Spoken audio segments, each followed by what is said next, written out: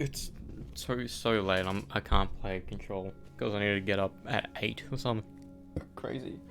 But I wanted to talk about shit because a lot of things happened since our last stream. I watched Age of Tomorrow. Age of Tomorrow, I watched that not last night but the night before. So when we were streaming last, so Sunday night, I watched that. Then that movie is fucking amazing. It's amazing. Like I always liked the premise of when you die, you like respawn and you can redo everything. But what I thought from the trailer when I watched it 10 years ago, I wanted to watch it in theaters. We just didn't. I thought that the premise was that he had this power, then she had that power as well. So they both remember everything. No. He has the power, but she had the power. And I thought it was just a power they have in this thing, like people get it. No. You get the power, the ability, because it's an alien invasion and there's this alien who has the ability to time travel to so they can know where to invade and when. That's why the invasion began, because they knew where to do it.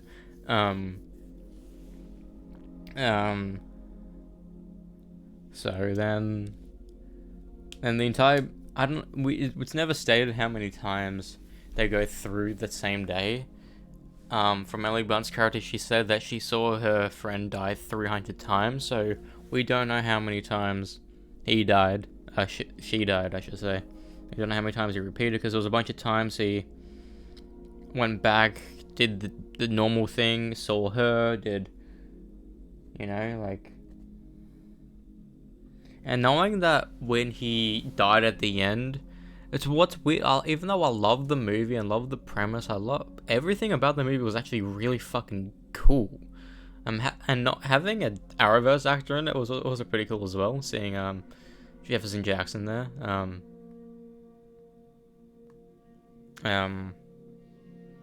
Or Jackson Jefferson. I don't know his fucking name. That was fucking. It was sick. It was sick. I really like that.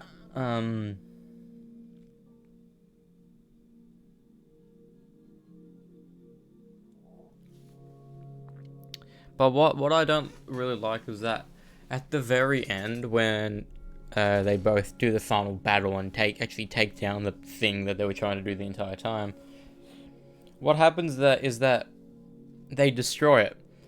Then, since he was emits everything and it's the time travel energy, he woke up not from where he was before, but when he was on the plane, on the helicopter. Which I'm a bit confused about. So, how did that happen? Then he went in, and it was the beginning of the day. He flew there to talk about the war. But then the major difference is that Brennan Gleeson's character said, somehow this morning their major base thing got destroyed, and they now the invasion is gone. Some unknown people destroyed it, whatever. Which is confusing because it happened in the future, but everyone knows already. I don't understand how that happened, unless,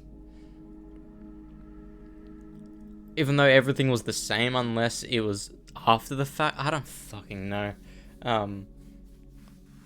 Because what's so weird was that everyone was still training, even though the aliens were gone, at least for now. I don't know. This is I think a movie you can easily rewatch, because the point of the movie is reliving everything, Awesome eyes. Weird. I don't know what happened. Last stream I felt it. Now it's getting. I don't know if it's getting pussy or what. It's not pink eye. It can't be pink eye. I just thought it was a star, even though it's just getting bigger and bigger. So we're going to the doctors tomorrow. That's why I don't want to stream now. I would have streamed before, but we got home around 10, and we were just talking till 11, and then he left, then I went to the bathroom, then we're now here. So I could have played till 1, but nah, I can't. So, Edge of Tomorrow, that's a fucking masterpiece of a fucking film. And it's based off a fucking manga, believe it or not. They could have adapted this into an anime or a TV show, and they did it into an amazing movie. Which has a sequel due to be coming out in the next fucking 5 years or whatever. It was meant to... The reason why it hasn't been done yet is because Emily Blunt was attached with A Quiet Place, and Tom Cruise is attached to the Mission Impossible movies. And then Top Gun Maverick happened, so it was just making a bunch of this stuff. So it was like, it was meant to come out in 2020, it was meant to come out in 2021, like... It's just, this is a movie that they want to make. It's just they haven't made it yet. So I do think maybe 2026, 2027, we're going to get a Tomorrow sequel. Maybe. If that's the case, I will watch that in cinemas. Easily. Because Tom Cruise knows how to make good movies. Sure, he's been in very poor movies. Like, look at The Mummy, look at,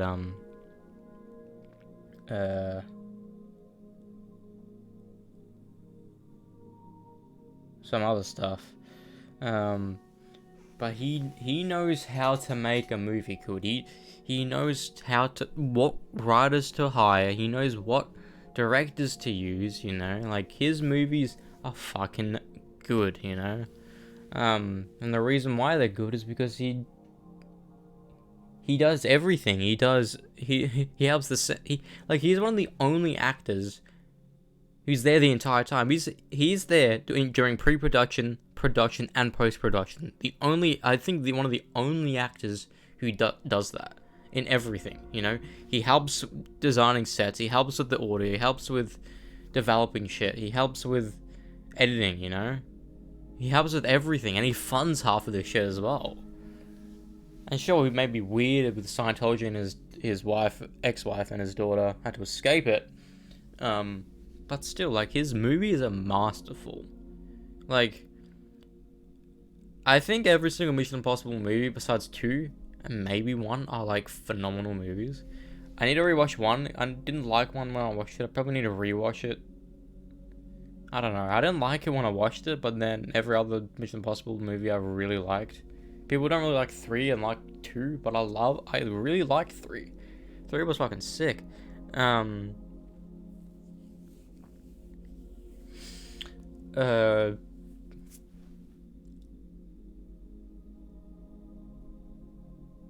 Anyways, and last night we didn't watch a movie, but we went to see Blink-182.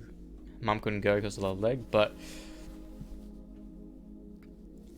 the openers of Rise Against, they only played 8 songs, which is, I mean, fine, but what's weird is that I knew 3 of the songs. The first song was Prayer of the Refugee, which we know through Guitar Hero 3. Then I think maybe the third or fourth song was Re-Education Through Labor, which was on Guitar Hero World Tour. Then the final song, Savior, which was on Guitar Hero Was a Rock. So I was like, these are cool songs that I know only because of Guitar Hero. Then with Blink-182, it was kind of the same thing, because I think the people who were there was like, sure, you can be mega fans and like people who listen to the albums when they're younger, like my auntie, for example. I think people were only there just to see them, like me and my brother, but to see the songs we know, because it was guaranteed we get to see them. You know, The Rock Show, Damn It, I Miss You, you know, like,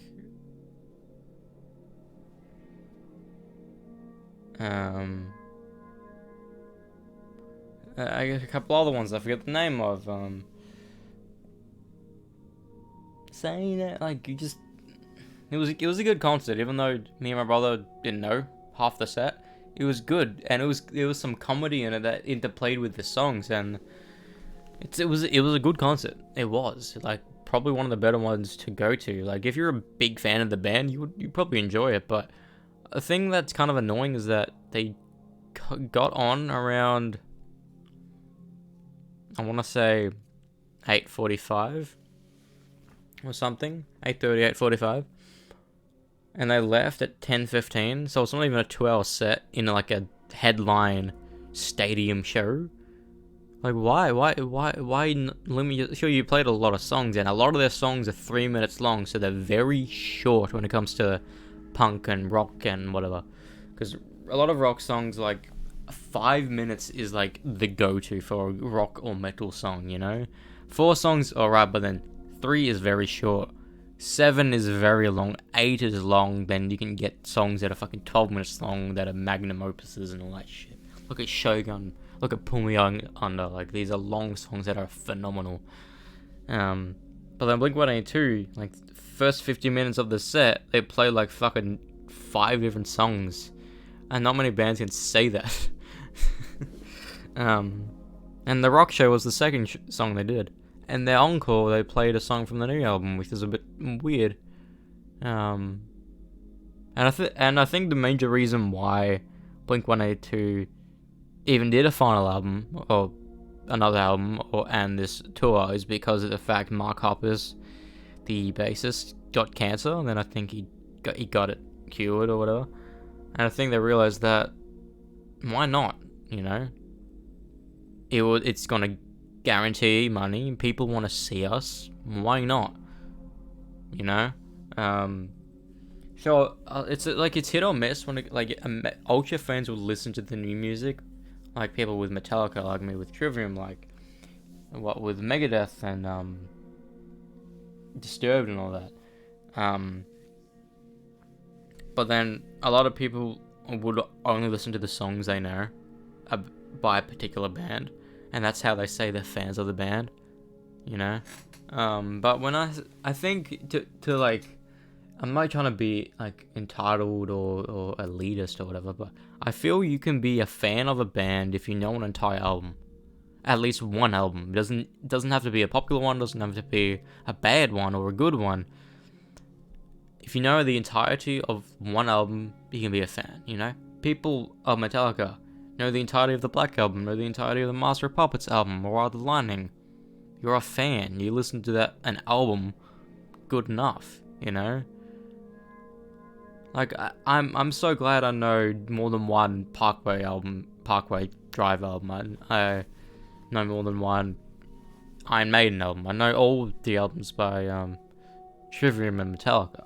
Like, I'm glad I know all this stuff. I'm trying to put my toes in more other.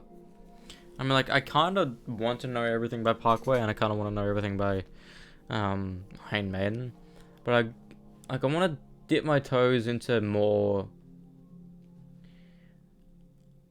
not the vocal dominant music, but I don't know. Like, Orbit Culture has been a band that I was recommended. Like, people like, I really like Trivium, but don't really know what bands to listen to. So everyone was like, do Orbit Culture. So I checked them out. And the first song I'll remember, I was standing on the train this last year, and what was playing was North Star of Amnesia, and that was the number one thing. Then as soon as I listened to it, I texted my brother, like, we should cover this, we should play it. Because it's good. It's really good. That song is fucking sick. Then I listened to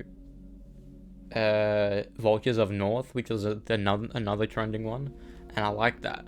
It's in the blood, the underdog, beware of the others. Like, if they were to come to Melbourne, I will fucking see them. And since Trivium and Matt Heafy specifically has been very much like supporting the idea of them, I'm hoping that if there is an opening band for this Trivium and fucking Bullet for My Valentine World Tour, I hope they have hour and a half sets each. If they like, I don't want it to be a fucking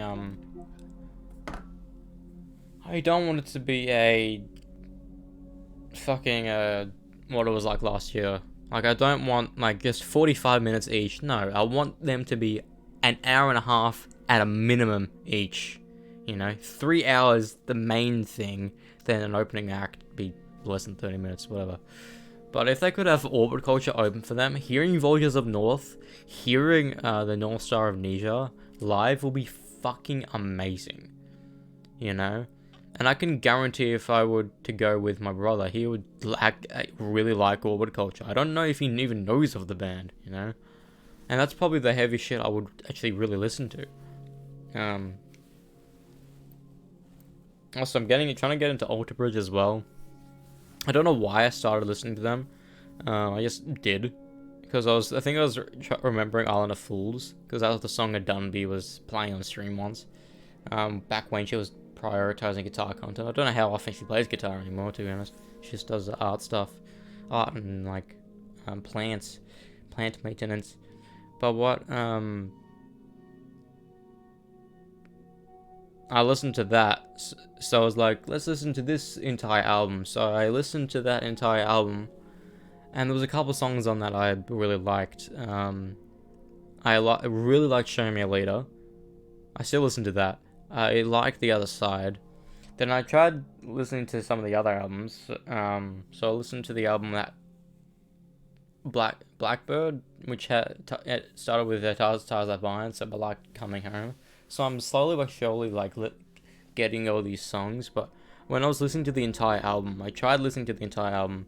But what's weird is that even though they left Creed, you know, the singer left Creed, they still write Creed songs, but with Miles Kennedy as the vocalist. Like, it's weird to think about. Like, sure, there's songs like Island of Fools and Show Me a Leader that are fucking heavy and amazing. I listened to them today. Listening to the entire album is weird because it goes from that heavy shit to like a ballad that prioritizes like clean guitar, which is not my cup of tea when it comes to that band. Clean guitar can be amazing in metal songs, but I don't know. I like the heavier stuff. I need to probably listen to the entire discography and find out the songs that I really like by them, then like slowly but surely appreciate every other song, because that's what happens with bands that you like. You appreciate the other songs, you know.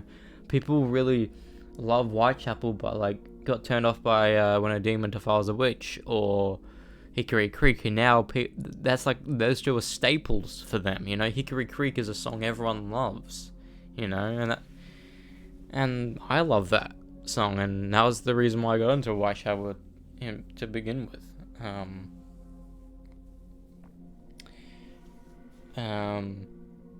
Anyways, Blink-182 done. I like that show. Don't know if I'll go my way to listen to more Blink-182 because it's just if they're on a playlist or if they're on the radio, you'll listen to it. You know, it's not really a band for me just to listen to. Maybe to play songs, you know, because like it's always a staple that All the Small Things is like an easy song to play, so everyone tries to play it. All the small things just care, just brings. And you let me roses by the stairs. Say it ain't so, I wanna go. Turn your lights off, carry me home. And that's the thing, I don't know if they started it, but that type of vocals is kind of annoying. But it's good for them because they started it, but every other fucking band that has those types of vocals is kind of fucking irritating. Nya nya nya nya nya. Like,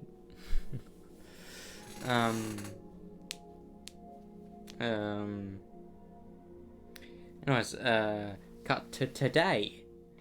I got up, had breakfast at fucking 2, then left to the shops to get stuff before the movie. I'll show you what they are after I talk about the movie. The movie we did watch was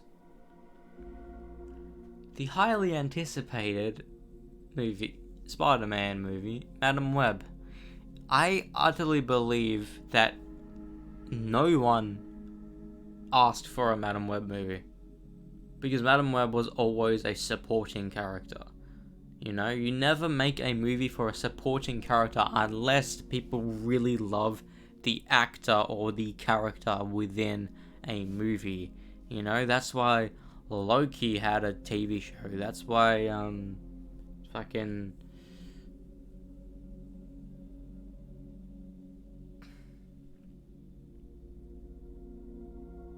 So I think, Peggy Carter got a TV show as well. Because they're very good characters and people like them. But this is a character not... people don't know. You know? You can go hand on that. Like, you can make a Marvel movie of a character they don't know and it'll do well. Look at Guardians, look at Shang-Chi, look at the Eternals. Sure, cool.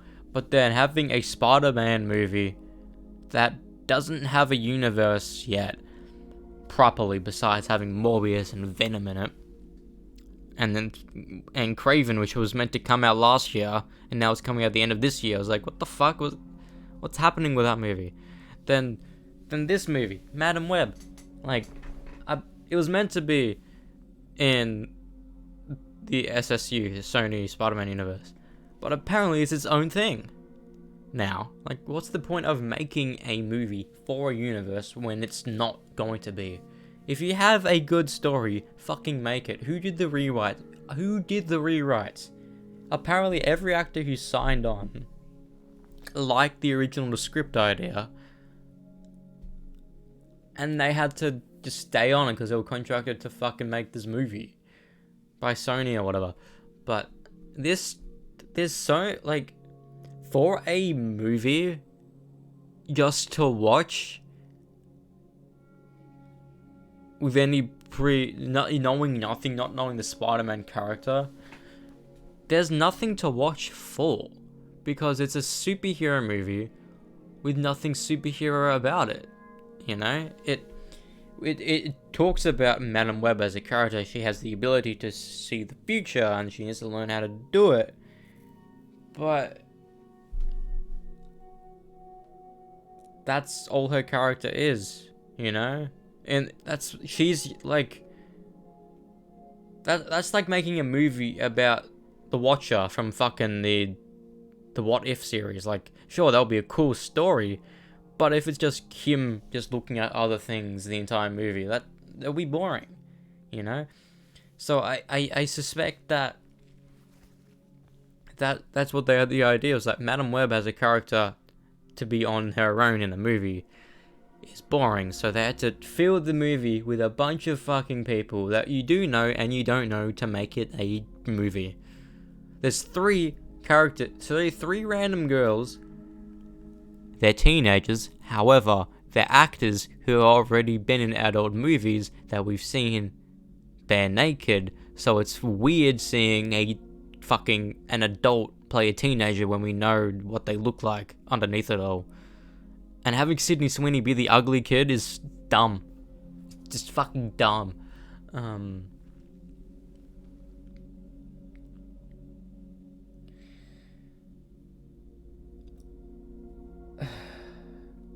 But I like I think the best thing about this movie is having Ben Wyatt, person from Parks and Rec, I forget his name, Scott something. Adam Scott, that's his name. Adam Scott. Him being Ben Parker is good. I like that. When he was casted as it, I like that. However, when the fuck was Ben Parker ever an EMT? I have never heard of him being in that industry at all. Why was that written into it? What? Sure, I believe he's the best part of the movie. However, parts he's in are probably the worst parts of the movie too, because apparently she doesn't like kids. Maybe it's because we find out that she thought her mother hated her because, for some reason, going on a work trip whilst you're pregnant means you hate your child all of a sudden. How does that mean? It's bizarre. I'm a random teenage fucking angst, I suppose. But, like, okay, a major plot point of this movie, right, is that because Sydney Sweeney's character yelled, "Kidnap her!" Everyone believes they were kidnapped because of her. After all the cops got fucking killed by this random spider guy or whatever. His suit is pretty cool. We don't know how it was made, if he made it, or what, we don't know. He just looks cool. So then, we see that everyone knows all of a sudden that Cassandra Webb, get it,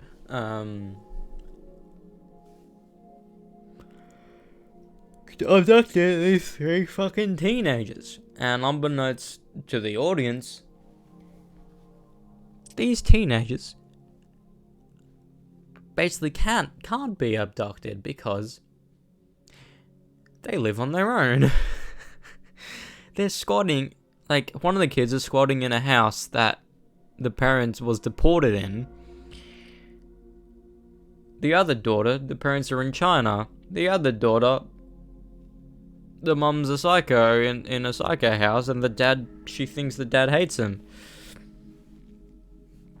It's like, and also, apparently, what we saw in the trailer is that we're gonna get 3 Spider-Women. I thought this movie was gonna be about Madam Web finding these spider kids and helping them understanding their powers, you know? Because that's what Madam Web, as a character, is. Helps spider people on their destiny. That's the point. Like, every fucking multiversal Spider-Man event, Madam Web is there, helping every spider character.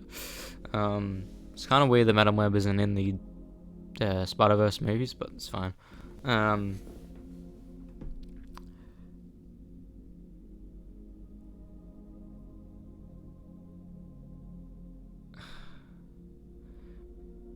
But we don't see that. We see that the bad guy has a dream that, or a vision that happens every night. He was cursed of this. His fate was that these 3 Spider-Women kill him. We don't know why. I think we know. My hunch is that the reason why they kill him is because he was trying to kill them, and that can't work because he can't have that vision of the future unless he was going after them regardless. So it's like, it's a weird fucking loop, fucking paradox thing. It's like, what? Also, there's a couple dumb things that I wasn't thinking about, but I did think about whilst in it. Number 1, she stole a taxi cab, basically, and she got rid of the number plates. Cool. What are you gonna do with them? Leave them on the fucking ground next to the taxi, why don't ya?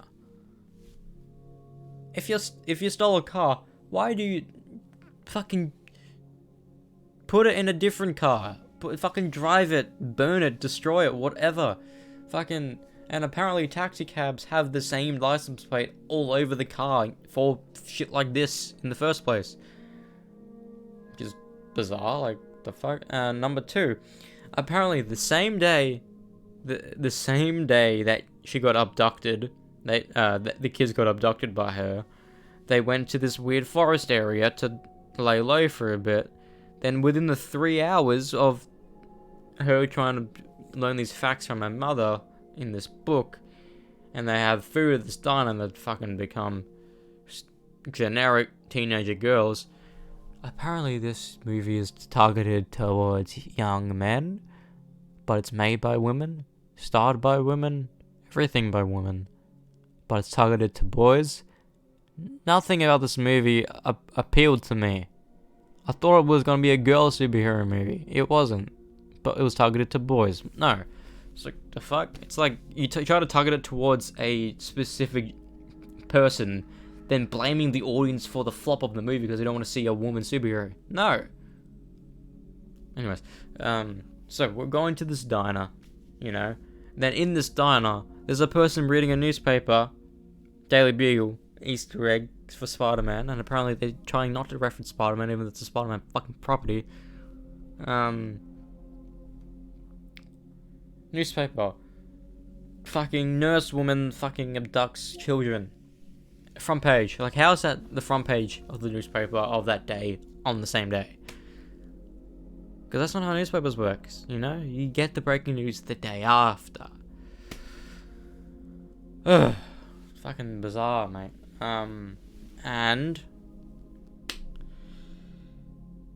something that I was getting annoyed about throughout the entire fucking movie, because he keeps on bringing it up, is the fact that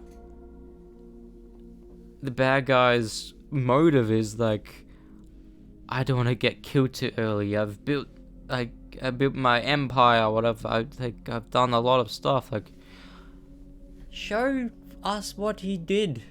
You know, all we see is this fucking massive penthouse thing with a weird fucking enclosure for the spider and some random techie chick he hired, which we don't know what happened to her after he died. What did he do? We're meant to find some sympathy with the bad guy for their adventure to try to kill the protagonist. Every movie has a reasoning, and usually it's because the protagonist themselves, they did something. We don't see that at all. We don't see what he did, you know? We don't see his empire. We don't see it crumbling. We don't see nothing. Like, everything about a good story is just thrown out the window. And also, what happens is that she needs to fly to Peru to go into the Amazon to see the colony that fucking helped with her mother or whatever. So she learns how to use her powers, and apparently the dude she meets, like, the character that... What's weird is that the spider guy that's a bad guy is also the spider guy that is there. They're based off the same comic book character, which I kind of actually understand, to be honest. Like, this is the good one, and that's the bad one, and they're the same character, whatever. And apparently, she flew to Peru fine, with no cameras checking her face at all times. No, nothing. She's a kidnapper, kidnapped 3 teenagers. Not coming up on any CC footage that apparently is groundbreaking in the NSA, has it? How did she fly to Peru? Sure, we saw this tiny plane fly down, but still, how did she get the fucking money to do that? You know? Also, she flew, and she said she would be like a week or 2. We don't know how long she flew. You know, we don't know how long the flight was. We don't know how long she was gone. And for some reason, probably logic or whatever, she drives back with the stolen taxi from before. Like, did she park the stolen taxi at the airport that people would have known was a stolen taxi because of the plates are gone, that had a car crash before? What happened with that car? Why is that there? I didn't even think about that. I was like, she's back. Like, my brain was like, oh, she was gone for a day. No, it was like at least a week or so. Like, was she... Like, were the kids at that house for over a week? It doesn't fucking feel like it. It feels like they were there for one night. Then Mary's water broke. Also, apparently some people thought Ben and Mary were together. But then it's always saying throughout the movie that her husband's away. I mean, it does kind of look weird, because when we're seeing why they're at the same house, I mean, kind of makes sense. Like, if you have a pregnant woman that's close to being into labor, have someone with them. But still, it's weird. You know, you have an EMT who can leave any minute of the fucking day. Anyways,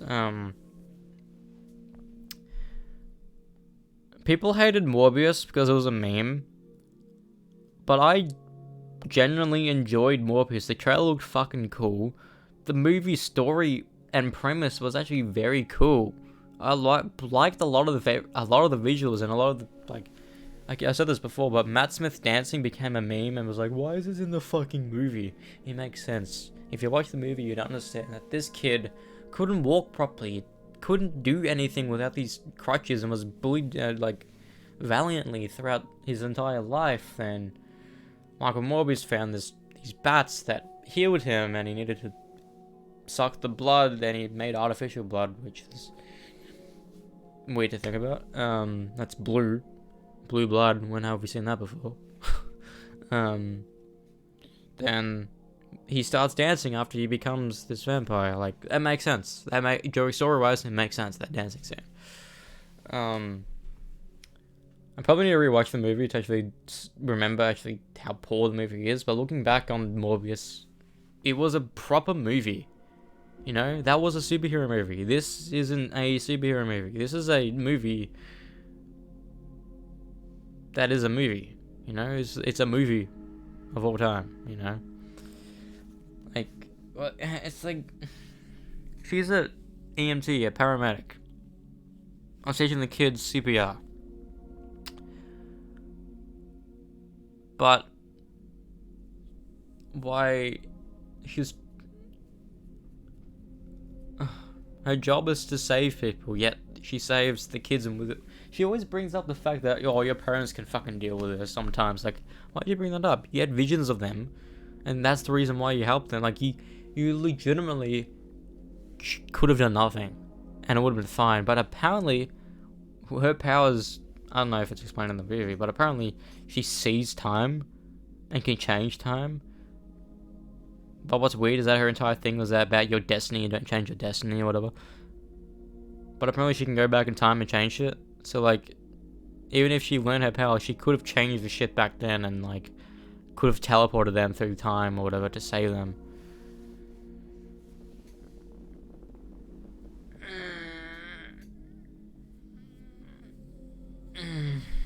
Also, the beginning of the movie said that we could use this poison to save the world or whatever. Yeah, that's not brought up ever again. What, like, why can't we steal that spider, like your mother did, and try to save the world with it? No, we don't. We don't even go back to that apartment, you know? And like, the final fight of the movie didn't feel like a final fight. It felt like a fight before the final fight. Like, I thought we'd go back to I thought the girls would get powers in the movie. I thought that was going to happen. It didn't. They didn't get powers in the movie. We don't know how they will get powers in the movie. Unless it's just Madam Web would be like, oh, do this, then you'll get your powers. Like, and how the fuck do some of these people have these laser beams, but she's a Spider-Woman? I thought Spider-Woman was just about... Oh, to be fair, Spider-Woman and Lego Marvel can fly and shoot beams. Which I'm like, how's that a Spider? I don't know. But this movie is fucking poor, you know? Like, I watched it, I enjoyed some parts. Some parts were fucking funny. I don't know if they were trying to be funny, but the funniest part of the movie was when she was like, how do people know they can stick to walls without trying? So what she was trying to do was climb up her wall, and she was failing miserably. I laughed at that. My cousin cringed at it. But I loved it. It was fucking hilarious. It's like, it's got like a Ploy on Toby's scene, but it was fucking funny just seeing her. Yeah, like, it was fucking funny. Also, apparently her friend died. Like, she was seeing that something was going to happen. Her friend died, and maybe she was going to the funeral. Who knows? But we don't hear of that character ever again. We don't see anything. It's like the screenwriters forgot about this character. Period. You know? Maybe this was the incentive for her to go on the train to save the kids. I don't fucking know. Would she have been on the train prior if the guy didn't die? Who knows? I don't fucking know. Also, how the fuck did Madam Web call Ben Parker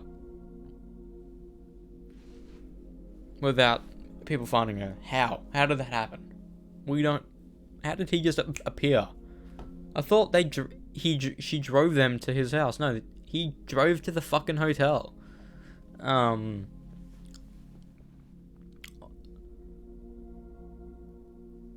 Also, they butchered "with great power comes great responsibility." They said they said something like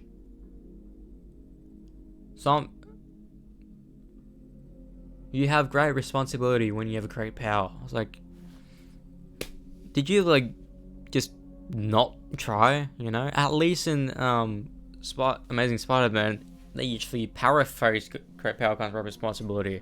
They actually change up the sentence. You know, feel like change up my homework a little bit type meme.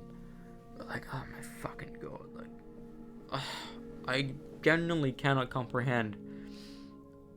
Like, I enjoyed the movie watching it, but like looking back on so many of these things as a story fucking premise, this bad guy is not even a fucking bad guy, you know? What he's trying to do is trying to not die by killing other people. And guess what? The same thing. The good guys are trying not to die by killing a person. Like, he's bad because he's killing a teenager? Sure, he killed other people too, but still, like, if you saw your future and you're gonna get killed by someone, would you not want to either try to kill them or try to do something? I don't know.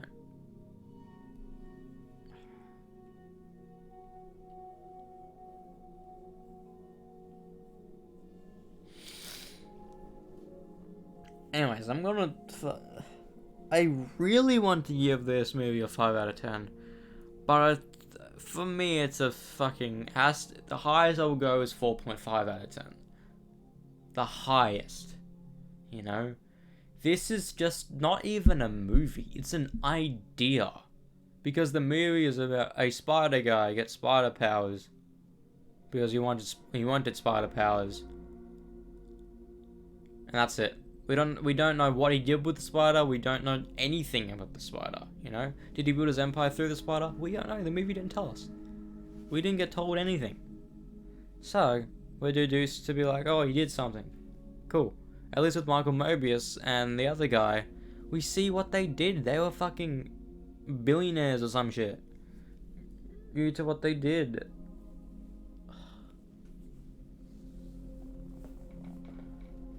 Oh, like, this isn't like The Room bad, but this is like a movie that it's just funny when you think about it. I mean, like, it rings true that maybe the only reason why Sony can keep the rights is that they needed just to continue making Spider-Man movies, you know? Because if you think about it, there hasn't been a single Spider-Man related movie, since the 90s. You know, Spider-Man 1 was 02, Spider-Man 3 was 04, Spider-Man 2 actually. Spider-Man 1 was 02, Spider-Man 2 was 04, Spider-Man 3 was 07. Then Spider-Man 4 was meant to come out 2011, but they turned to The Amazing Spider-Man. Then 2014 was The Amazing Spider-Man 2, then 2016 was meant to be The Amazing Spider-Man 3, then 2018 was meant to be The Amazing Spider-Man 4, then probably 2017 was meant to be Sinister 6 or something. I would have liked to see Amazing Spider-Man 3, I really would have, but we wouldn't have gotten Spider-Man Homecoming. But when you think about that, it's that 4 years later, 2018, whenever it was, we got Venom. Then in 2021, we got Venom Let There Be Carnage. Then in 2022, we got Morbius. In 2024, we got Madam Web. And in 2024 as well, or 25, we got Kraven the Hunter. Out of all these movies that probably will actually are decent in retrospect, Venom 1, and maybe Kraven, if Kraven has done well. But I don't think so. It's like, and also the Spider-Verse movies as well, so 2018 and 2023. Like, it's almost like Sony needs to make Spider-Man movies within a 4-year period to keep the rights from Marvel. You know? And like, sure, make movies of characters you own, might as well. But actually fucking make a decent movie. You know, they could have made a movie about Madam Web's abilities and make it like a psychological thriller thing without having any superhero element. Not even bringing a Spider-Person into it. Then we find out later on that she's actually Madam Web, and don't market it as a Spider-Man movie. You know, having the Marvel thing at the beginning will throw people off, but still, you could have done something crazy with it, but you didn't. And you try to bait people in having Spider-Man, then put every Spider-Man thing out of it. You know, there's no reference to Spider-Man, besides the shitty quote. The characters, like Ben Parker, Mary Parker, Richard Parker, fucking... And apparently, like, one of the kids' uncles is Jonah, so like J. Jonah Jameson. Like, thinking back on this movie, it's just poor. Like who said yes to the final drafts? You know, who did? Did they think that superhero movie equals money? Look at fucking post-COVID. I don't know if it was COVID or was the reasoning, or if it's just the movies were poor, or if it goes like the reason why they were poor is because of COVID. Who knows? Is that people don't want to go out and watch a random superhero movie or a random movie without an incentive to go. And the reason why people go and see movies is due to word of mouth, seeing a trailer and they like it, you know? Like there's a couple movies that I watched the trailer for that I will watch because it's generally an interesting idea. Like the If movie, like even if John Krasinski or Ryan Reynolds weren't going to be in it, I probably would have watched it because it looks fucking cool. Edge of Tomorrow looked fucking cool and I love that. I'm still annoyed I didn't watch it until now, but I'm so glad I waited a little bit. Like, this is a good... I probably need to rewatch this movie sometime. I'm just annoyed that I'm in this age where I can remember movies vividly years after I watch them. Like, I still remembered Spider-Man No Way Home so well. I can still remember Endgame so well. You know, I can still remember fucking Black Widow, Eternals, like all these Marvel movies that came out 2020, I remember vividly. Even though I've been watching so many movies, I can vividly remember stuff about them. And the reason why I wanted to rewatch the Arrowverse is because I wanted to rewatch and could catch up, but I kind of forgot shit. And if I were to rewatch it now, I would know everything, basically. And it's like also that same feeling that I had with Jack Reacher, Never Go Back. I was like watching it, it's like, this is like a movie I've already seen, and I know what's going to happen, but I didn't know everything. Anyways, I'm going to show you what I got today, then we will hop off, because I need to hop off, because I am tired, and 2, I need to wake up in fucking 7 hours. Oh, here's a hat. So, number 1, I got a movie that I liked, and it is Oblivion. Don't have Morgan Freeman in the fucking thing, that's a fucking massive spoiler. Now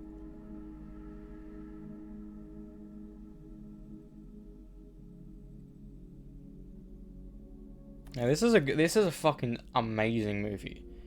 This was overshadowed by a bunch of things in 2013, but this is a fucking phenomenal movie. This is a movie that you will watch once, and if you were to rewatch it, you need your mind wiped, because there's like shit happens in this movie that makes you like question shit. And it looks fucking phenomenal.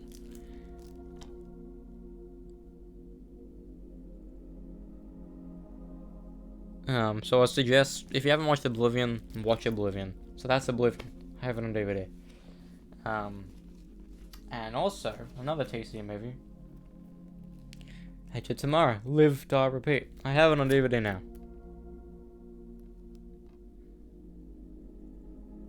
And this is a short movie. This is a brilliant way you can have a movie that's less than an hour, less than 2 hours, and it's done masterfully. You don't even think it's less than 2 hours. You know, some episodes of shows are over an hour long and they feel like they do nothing, but this is an entire movie jam-packed with shit. You know? Sure, some scenes are less than a minute, but still.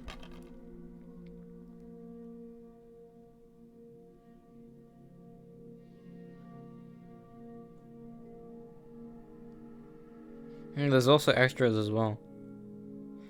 I'm excited for the sequel. I'm glad I bought it, you know? Because I went to see if I could get the Marvels or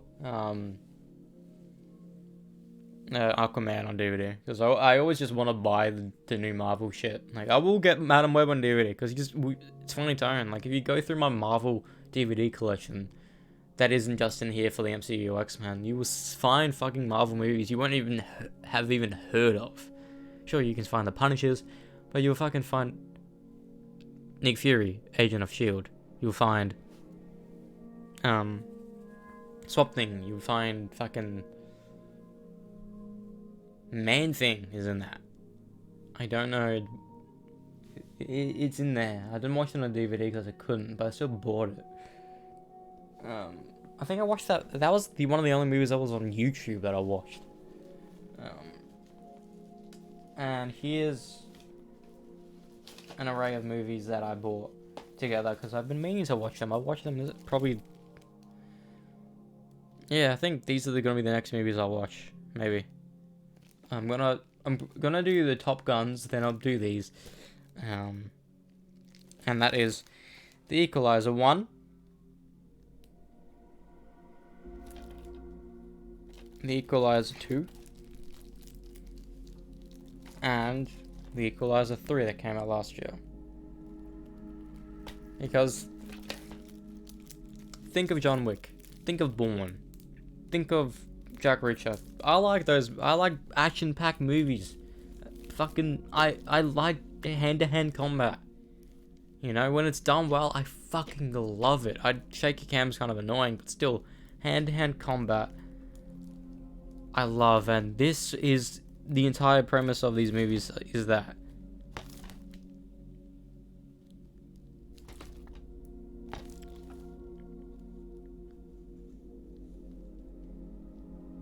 So, now, we have these.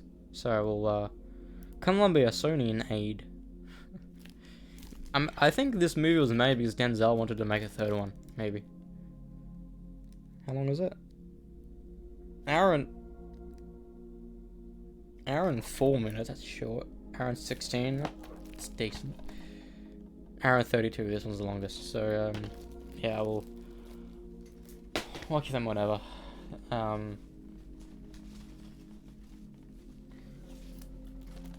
But then I got this game.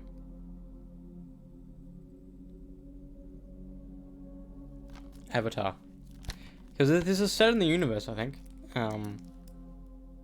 90 gigabytes. Fuck me. But I'm probably gonna play this game after Control. Because yeah, it looked cool. I didn't know it was a game until I saw The Way of Water fucking over a year ago now. And apparently that movie, the third one's coming out this year or next year. I don't know. I also forgot that Avatar 5 is supposedly coming out in 2031. What the fuck?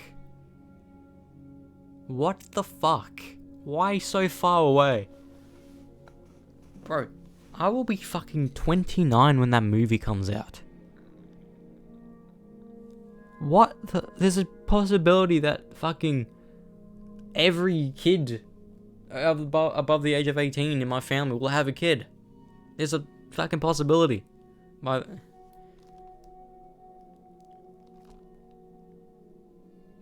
Also, I can understand that James Gunn says like, oh, we're gonna make movies, games, shows all connected to each other.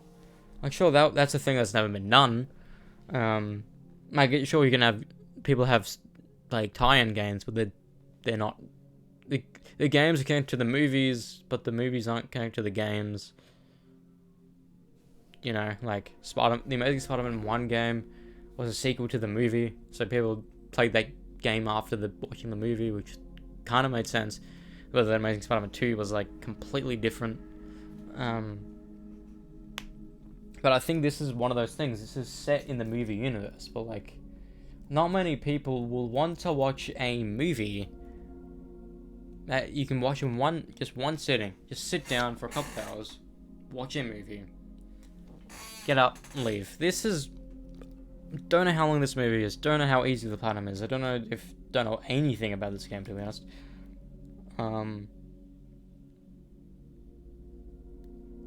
Oh no, it's a part of the universe. James Cameron like signed off of it, and like, this is a good story.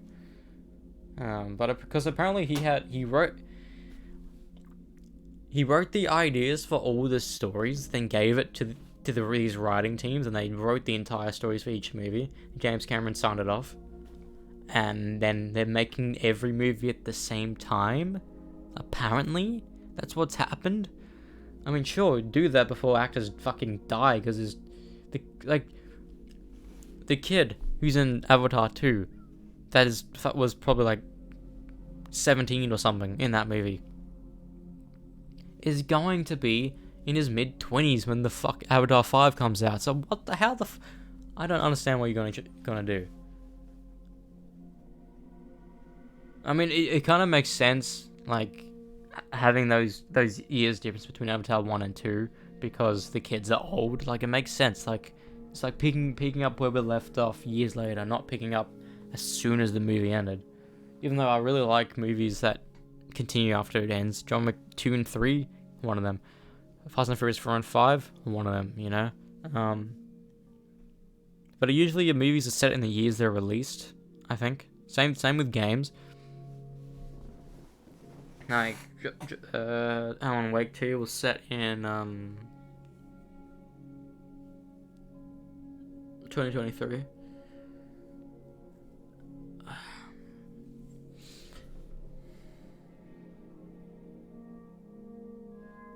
Anyways,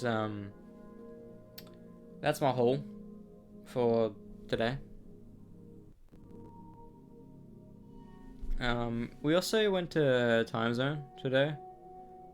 It was my first time going, maybe not to a time zone, but first time going to the time zone of my local shopping center. Everything was the same from tons of fun. Like, the majority of the machines were the same thing. It's just new ownership, new locations, and the prizes are fucking worse. But there's this sharpshooting game.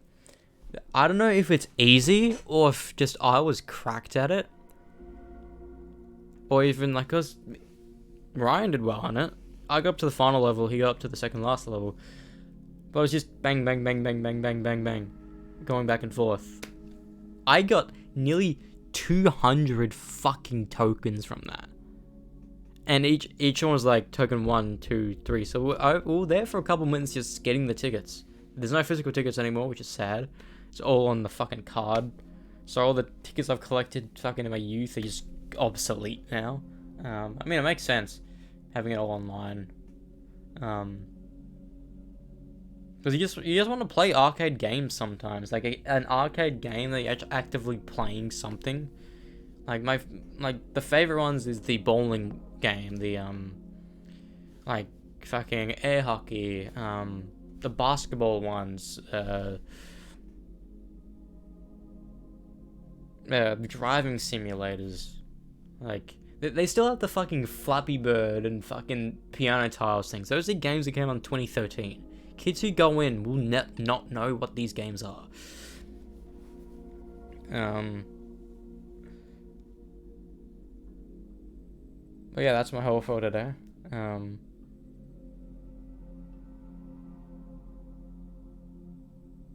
I mean, you can argue, like, there's no point me getting DVDs of movies I've watched. Sure.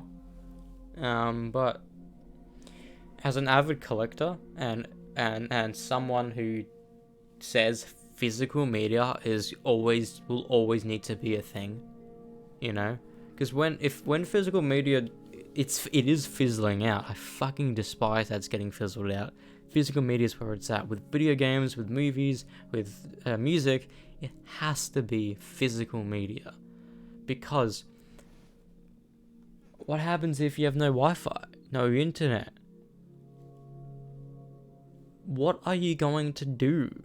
You know? So many brand new homeowners and apartment owners don't have fucking Wi-Fi for the first maybe fortnight to a month, unless they have a modem from their old apartment somehow bringing it over. Or they think about Wi-Fi before they move in, and that's not many people do. People don't think about Wi-Fi before they move in, they think about Wi-Fi after they move in. And they want to play a video game.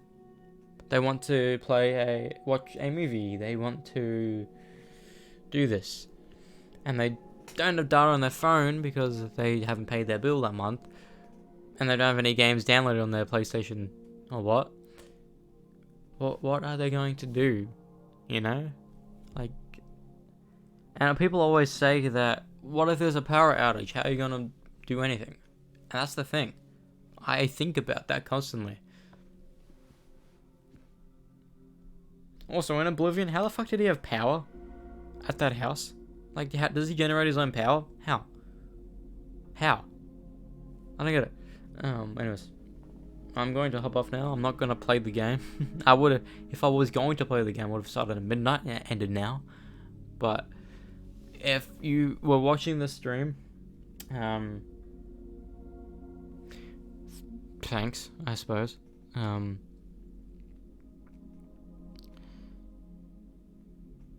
I wasn't really planning on staying out at the shopping center until 9 or so. I wasn't planning on that. We were just talking till 8, and then we went to Time Zone to play I was like, because we played a basketball game before we went into the cinemas because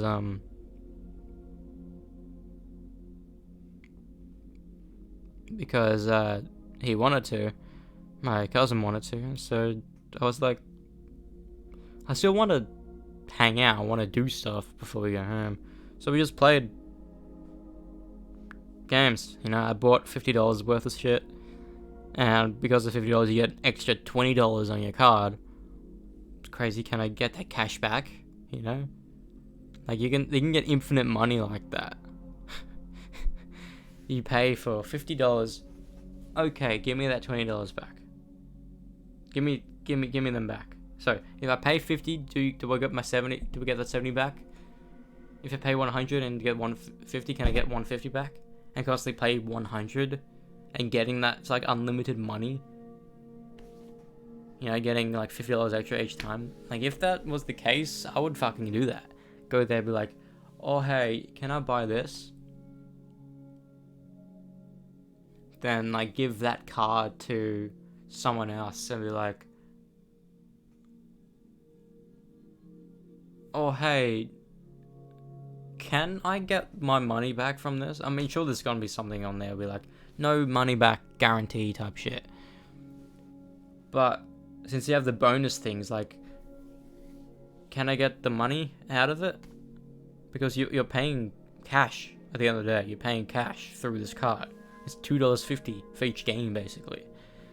Which is rigged. It should be 50 cents. But if it was 50 cents, we'd probably still be there. Doubt it.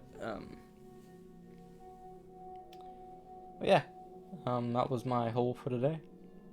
So edge of tomorrow. What did I rate that?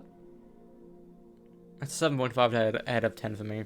Fucking amazing. Madam Web, 4.5 at the most.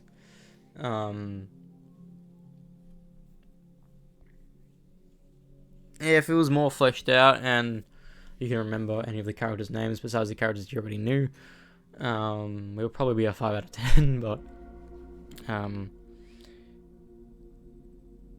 yeah, the stream is now done. This was just me talking for upwards of an hour or so. So I'm sorry for the just chatting category, even though it wasn't in it. It was in the fucking control category. So sorry to the control people. I was meaning to play it, but now it's fucking 1:30. I'm not gonna play it. I need to wake up in 6.5 hours. Or maybe even just 7 hours. Bye. I will be playing the game tomorrow, guaranteed. Took me nights off from playing control. I'm kind of annoyed about that. So yeah.